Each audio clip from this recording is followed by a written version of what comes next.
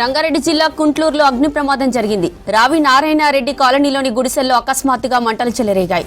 4 ఏళ్ల క్రితం సిపిఐ ఆధ్వర్యంలో పేదలు గుడిసెలు వేసుకుని జీవిస్తున్నారు. అగ్ని ప్రమాదంతో గుడిసెల్లో ఉన్న వాళ్ళు బయటకు పరుగులు తీశారు. ఘటనా స్థలంలో 6 నుంచి 8 వేల గుడిసెలున్నాయని స్థానికులు తెలిపారు.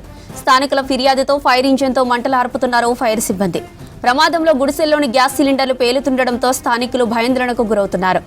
ఎండవేడి గాలులతో మంటలు వేగంగా వ్యాపించి 30 వరకు గుడిసెలు పూర్తిగా కాలిపోయినట్టు తెలుస్తోంది.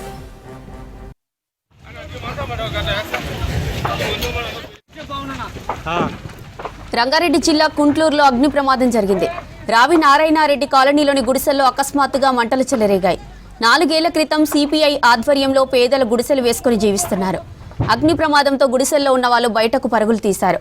ఘటనా స్థలంలో 6,000 నుంచి 7,000 గుడిసెలు ఉన్నాయని స్థానికులు తెలిపారు. స్థానికుల ఫిర్యాదుతో ఫైర్ ఇంజిన్తో మంటలు ఆర్పుతున్నారు ఫైర్ సిబ్బంది. ప్రమాదంలో గుడిసెల్లోని గ్యాస్ సిలిండర్లు పేలుతుండటంతో స్థానికులు భయాందోళనకు గురవుతున్నారు. ఎండవేడి గాలులతో మంటలు వేగంగా వ్యాపించి 30 వరకు గుడిసెలు పూర్తిగా కాలిపోయినట్టు తెలుస్తోంది.